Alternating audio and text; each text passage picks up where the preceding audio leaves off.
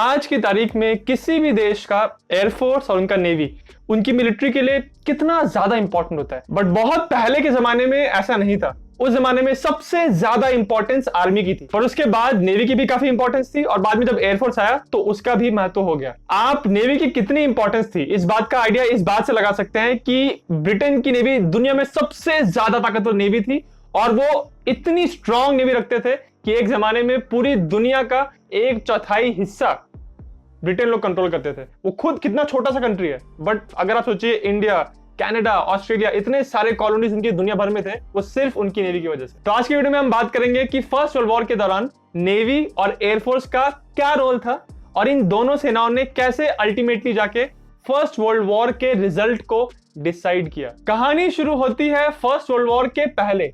उस समय सब लोग जानते थे कि ब्रिटेन की नेवी बहुत ताकतवर है, और उनकी नेवी इतनी इंप्रेसिव है कि जहां वो जाते हैं उनकी नेवी से उस जगह को आगे कब्जा कर लेते हैं। ब्रिटेन की नेवी की स्ट्रेंथ पूरी दुनिया, समस्त संसार देख रहा था, और ऑब्वियसली बात है कि उनके जो पड़ोसी देश थे, फ्रांस, जर्मनी, वो लोग भी देख रहे थे कि इनकी नेवी बहुत स्ट्रांग है। तो एक बार क्या हुआ कि जर्मनी के जो राजा थे वो एक बार टूर करने के लिए ब्रिटेन में गए, और उन्होंने वहां जाके देखा कि भाई इनकी नेवी की माइट तो कमाल की है।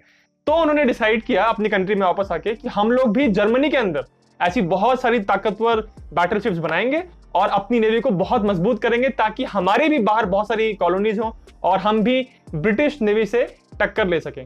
और ये बात इतनी इंपॉर्टेंट हो गई थी, ये शिप्स बनाना इतना इंपॉर्टेंट हो गया था कि अल्टीमेटली जो फर्स्ट वर्ल्ड वॉर हुआ उसके जो 5 मेन रीजंस थे, उसमें से ये भी एक रीजन था कि सारे देश आपस में अपनी मिलिट्रीज को स्ट्रांग करने के लिए लग गए थे। जर्मनी अपनी नेवी को स्ट्रांग करने के लिए लग गया था।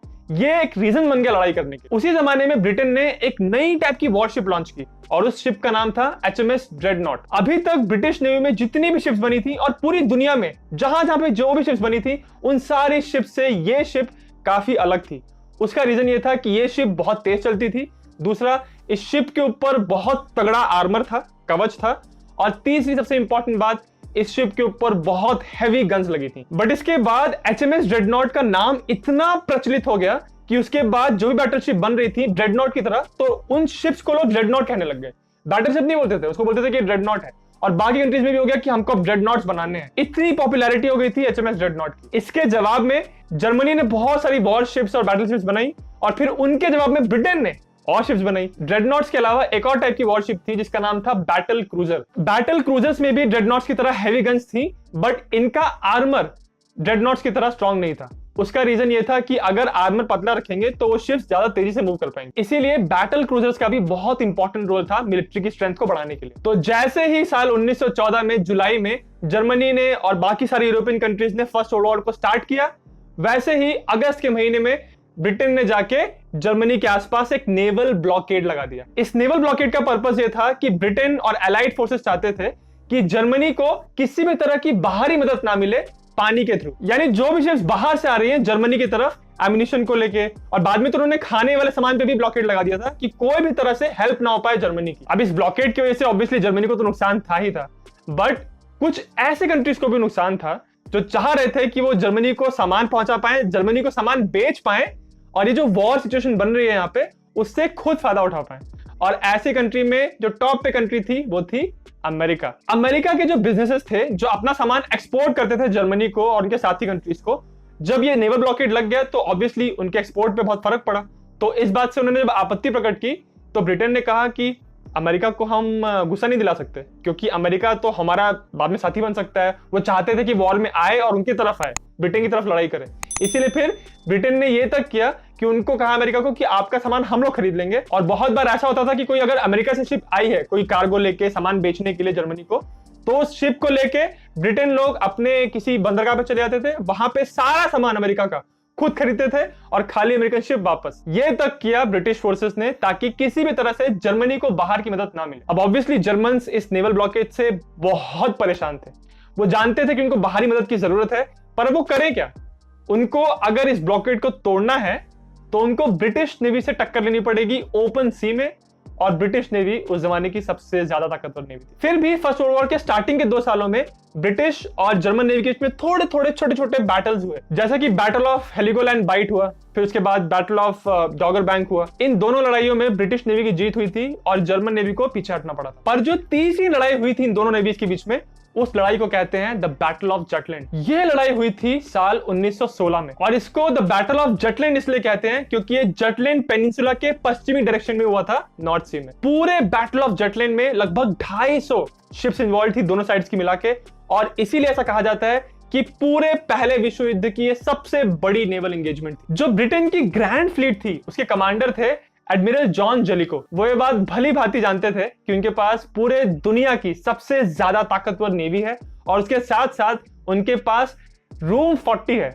रूम 40 यानी कि लंदन में एक ऐसी जगह थी जहां पे कुछ सिविलियन लोग बैठ के सारे जर्मन कम्युनिकेशन को इंटरसेप्ट करके उनको डिक्रिप्ट करके सारे कोड को ब्रेक कर रहे थे, और ये सारी इंफॉर्मेशन मिल रही थी एडमिरल जॉन जेलिको को, और इस वजह से वो जानते थे कि उनके पास कितनी ताकत है। जनवरी 1916 में जर्मन हाई सीज फ्लीट का कमांडर बनाया गया राइनहार्ड शियर को।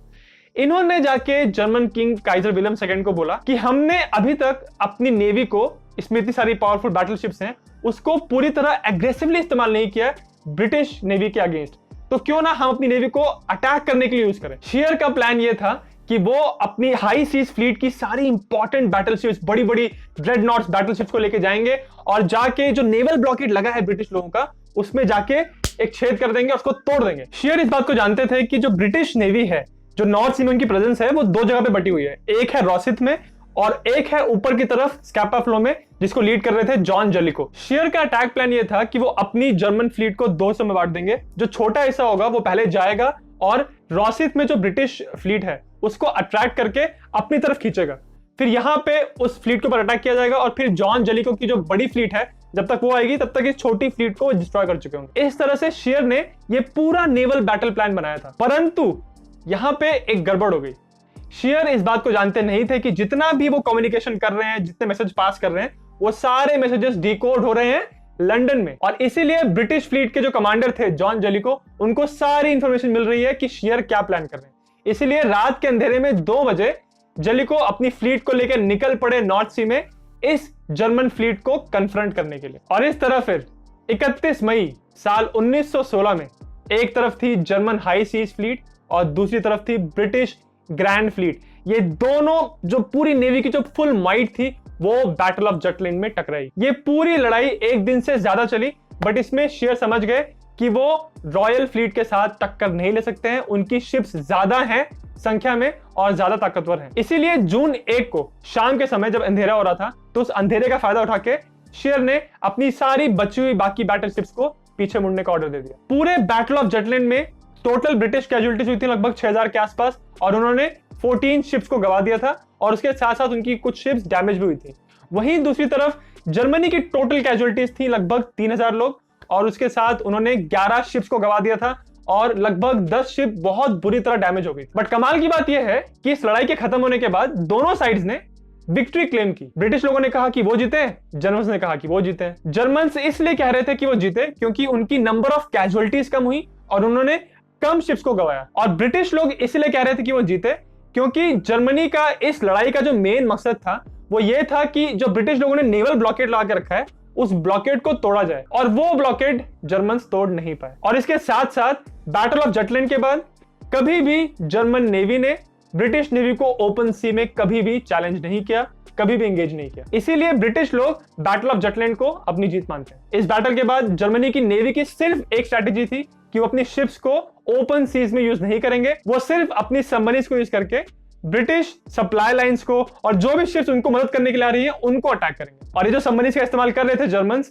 जिसको वो अनरिस्ट्रिक्टेड सबमरीन वॉरफेयर कह रहे थे जिस स्ट्रैटेजी को, इसी स्ट्रैटेजी की वजह से अल्टीमेटली अमेरिका को भी फर्स्ट वर्ल्ड वॉर में उतरना पड़ा ब्रिटिश लोगों की तरफ। ब्रिटिश नेवी का इस्तेमाल हुआ था गैलीपैली कैंपेन के भी दौरान, जब उन्होंने ये कोशिश की थी कि गैलीपैली पेनिनसुला में जाके वो अटैक करेंगे और ये जो ऑटोमन एम्पायर है जो जर्मनी की मदद कर रहा है उनको हरा देंगे। बट गैलीपैली की लड़ाई में ब्रिटिश नेवी को सक्सेस नहीं मिली और ये पूरा गैलीपैली कैंपेन ब्रिटिश फोर्सेस के लिए और पूरी एलाइड फोर्सेस के लिए एक हार साबित हुआ, क्योंकि ब्रिटेन एक आइलैंड कंट्री है तो वो अपनी नेवी पे निर्भर करते हैं, ना सिर्फ दूसरे देशों को हराने के लिए बल्कि अपने देश की पॉपुलेशन को सस्टेन करने के लिए, उनको खाना खिलाने तक के लिए भी उनको अपनी नेवी की जरूरत होती है। इसलिए ऐसा कहते हैं कि फर्स्ट वर्ल्ड वॉर में ब्रिटिश नेवी का एक बहुत बड़ा हाथ था जिस वजह से एलाइड फोर्सेस की जीत हुई। ये तो बात हो गई नेवी की। अब बात करते हैं कि एयरफोर्स यानी वायुसेना का क्या रोल था फर्स्ट वर्ल्ड वॉर में। देखिए भाई, फर्स्ट वर्ल्ड वॉर शुरू हो गया था 1914 में और पहला जो प्लेन बना था वो 1903 में, यानी सिर्फ 11 साल पहले बना था। इसका मतलब जब लड़ाई शुरू हुई तब एयरप्लेन्स एक बहुत ही नया आविष्कार था। तो लड़ाई की शुरुआत में तो एयरप्लेन्स को सिर्फ रिकॉन के लिए यूज किया जा रहा था, यानी वो एनिमी पोजीशंस के ऊपर फ्लाई करते थे और देखते थे कि कहां कहां मूवमेंट हो रहा है, कहां कहां उनकी पोजीशंस हैं, और अगर हम लोग फायर कर रहे हैं एनिमी के ऊपर तो वो फायर सही जगह पड़ रहा है कि नहीं, सिर्फ ये काम करते थे एयरप्लेन्स। जो फर्स्ट बैटल ऑफ मान हुआ था वेस्टर्न फ्रंट पे, जब जर्मनी की फोर्स आगे बढ़ रही थी लगातार और फाइनली फिर अलाइड फोर्सेस ने उनको रोका था, वो सक्सेसफुल भी इसलिए हो पाया क्योंकि ऊपर से जो अलाइड फोर्सेस के प्लेन उड़ रहे थे उन्होंने देख लिया था कि हाँ, ये जो जर्मन फोर्स आगे बढ़ रही है उस फोर्स के बीच में एक गैप है, और उस गैप पे ही फिर अटैक किया था अलाइड फोर्सेस। तो इसलिए आप ऐसा कह सकते हैं कि शुरू में जो रिकॉन कर रहे थे एयरप्लेन्स, उनसे काफी मदद मिली थी। उसके बाद एयरप्लेन्स ने स्ट्रेटेजिक बॉम्बिंग का इस्तेमाल किया।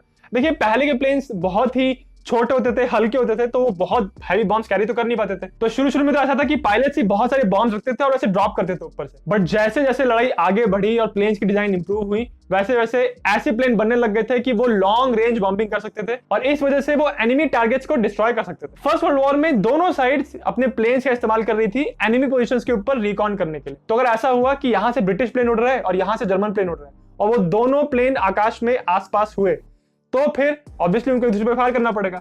तो शुरू में तो जब प्लेन्स इतने एडवांस नहीं थे तो पायलट्स के पास गन होती थी, राइफल्स होती थी, तो वो सीधे फायर करते थे। बट फिर धीरे धीरे प्लेन्स में उन्होंने गन्स फिट कर दी, मशीन गन्स फिट कर दी, और फिर होने लगी डॉग फाइट्स, यानी जब हवा में प्लेन्स आपस में लड़ाई करते थे। और डॉग फाइट्स के चलते एयरफोर्स का एक अलग ही रुतबा बन गया। ऐसे पायलट्स जो बहुत सारे प्लेन्स को गिरा रहे थे उनको एसेस कहने लगे, और जो भी एसेस होते थे उनकी कुछ अलग ही रेपुटेशन होती थी पब्लिक में। फर्स्ट वर्ल्ड वॉर का सबसे फेमस जो एस था उसका निकनेम था द रेड बैरन। इसका रियल नाम अगर आपको पता है तो मुझे कमेंट्स में बताना। सिर्फ एयरप्लेन्स को ही नहीं बल्कि एयर शिप्स को भी यूज किया जा रहा था एनिमी फोर्सेस के ऊपर रिकॉन करने के लिए, यानी बड़े से गुब्बारे जैसे दिखने वाले एक शिप्स होते थे जो हवा में धीरे धीरे चलते थे और एनिमी पोजीशंस के ऊपर बॉम्ब भी कभी ड्रॉप करते थे और देखते थे कि कैसे कहां पे जमीन में मूवमेंट हो रहा है। जैसे जैसे वॉर आगे बढ़ा तो ये समझ में आने लग गया कि एयरफोर्स की कितनी ज्यादा इंपॉर्टेंस है। तो ब्रिटेन वो पहला कंट्री था जिसने एयरफोर्स को मिलिट्री का एक अलग विंग बनाया, रॉयल एयरफोर्स। तो इस तरह से आप देख सकते हैं कि फर्स्ट वर्ल्ड वॉर में एयरप्लेन्स का उतना स्ट्रेटेजिक एडवांटेज नहीं था बट टैक्टिकल एडवांटेज बहुत था। तो इस तरह से नेवी और एयरफोर्स ने फर्स्ट वर्ल्ड वॉर के रिजल्ट को इंपैक्ट किया। अगर आप बैटल ऑफ जटलैंड के बारे में और विस्तार से पढ़ना चाहते हैं तो एक बुक है जो मैं रिकमेंड करूंगा जिसका नाम है जटलैंड 1916। इस बुक को लिखा है पीटर हार्ट ने। उन्होंने पूरे बैटल में कैसा प्लान बनाया गया था, कैसे मूवमेंट हुआ था शिप्स का, और फाइनली जो लड़ाई हुई उसमें एग्जैक्टली कैसे कैसे मूवमेंट किए गए थे, कैसे मैनूवर हुए थे, इसके बारे में बिल्कुल डिटेल में इस बुक में बताया है। उसका लिंक मैंने इस वीडियो के डिस्क्रिप्शन में डाला हुआ है। वीडियो खत्म करने से पहले मैं आपके साथ एक विचार शेयर करना चाहता हूँ। जब भी किसी भी देश में लड़ाई की बात होती है और ऐसा लगता है कि अब लड़ाई होने वाली है, तो बहुत सारे लोग तो लड़ाई को अपोज करते हैं बट बहुत सारे लोग सपोर्ट भी करते हैं।